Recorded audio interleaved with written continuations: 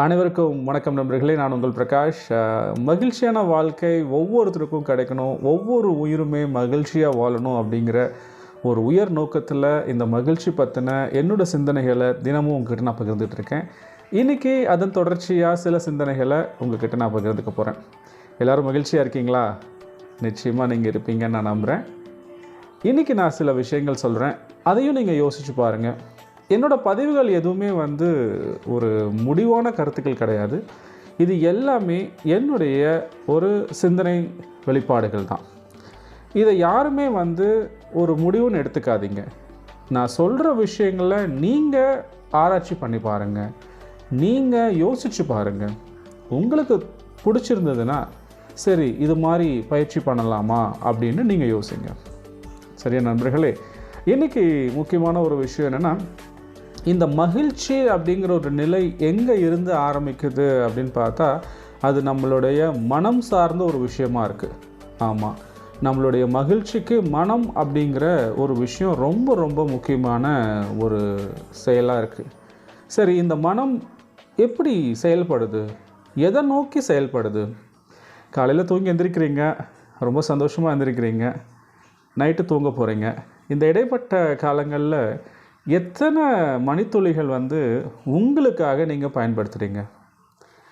அதாவது ஒரு ஆராய்ச்சியில் சொல்கிறாங்க, ஒரு நாளைக்கு 16,200 எண்ணங்கள் ஒவ்வொரு மனிதனும் சராசரியாக நினைக்கிறான் அப்படின்னு சொல்கிறாங்க. இந்த 16,200 எண்ணங்களில் எத்தனை எண்ணங்கள் உங்களை மட்டுமே சார்ந்ததாக இருக்குது? அதாவது உங்களோட ஆரோக்கியம் சார்ந்ததா, அல்லது உங்களுடைய மகிழ்ச்சி சார்ந்ததா, அல்லது உங்களோட வளர்ச்சி சார்ந்ததா, அல்லது உங்களோட முன்னேற்றம் சார்ந்ததா? எத்தனை விஷயங்கள் இருக்குது சொல்லுங்கள் பார்க்கலாம். ரொம்ப கம்மி இல்லை? ஒவ்வொரு எண்ணங்களுமே பார்த்திங்கன்னா, நம்ம கூட இருக்கவங்கள பற்றி, நம்ம ஆஃபீஸில் ஒர்க் பண்ணுறவங்கள பற்றி, இல்லை நமக்கு தேவையில்லாத மனிதர்களை பற்றி. ஸோ நம்மளோட ஒவ்வொரு எண்ணங்களுமே ஆக்கிரமிப்பு செய்கிறது யாருன்னு பார்த்திங்கன்னா, நம்மளுடைய சுற்றி இருக்கிற நண்பர்கள் வட்டம், சொந்தக்காரங்க எல்லாருமே தான். இப்படி நம்ம மற்றவங்கள பற்றியே யோசிச்சுட்டு இருந்தோம் அப்படின்னா நம்மளால் எப்படி மகிழ்ச்சியாக இருக்க முடியும்?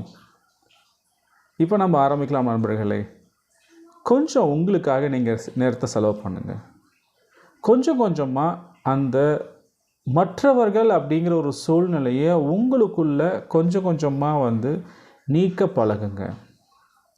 உங்கள் வாழ்க்கை உங்களுக்காக மட்டும்தான். உங்கள் வாழ்க்கையை மற்றவங்க வாழக்கூடாது. ஸோ மற்றவங்க வாழ்னா அது நம்ம வாழ்க்கை கிடையாது, அது அவங்களோட வாழ்க்கை. ஸோ நீங்கள் உங்கள் வாழ்க்கையை உங்கள் கையில் எடுங்க. ஒவ்வொரு நொடியும் உங்களை பற்றி யோசிங்க. உங்களோட மகிழ்ச்சியை பற்றின சிந்தனைகளை ஊக்கப்படுத்துங்க. இதுக்கு நான் இன்னொரு அருமையான ஒரு ஐடியா சொல்வேன்.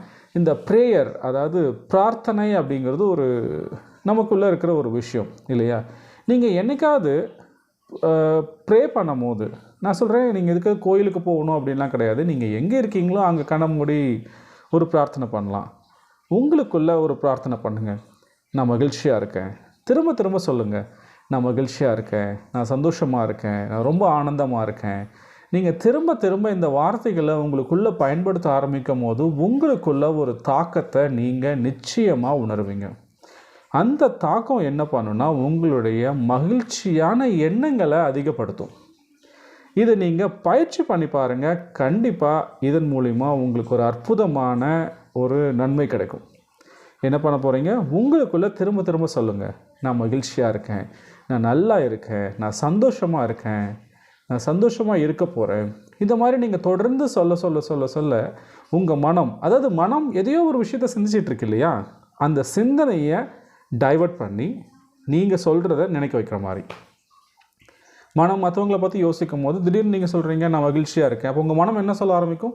மகிழ்ச்சியாக இருக்கேன், மகிழ்ச்சியாக இருக்கேன்னு சொல்ல ஆரம்பிக்கும். அதாவது மனம் எதை பற்றி அதிகமாக யோசிக்குதோ அது வாழ்க்கையாக மாறிடுங்க. அந்த மனம் ஏன் மகிழ்ச்சி பற்றி யோசிக்கக்கூடாது? இன்னிலேருந்து நம்ம முயற்சி பண்ணுவோம்.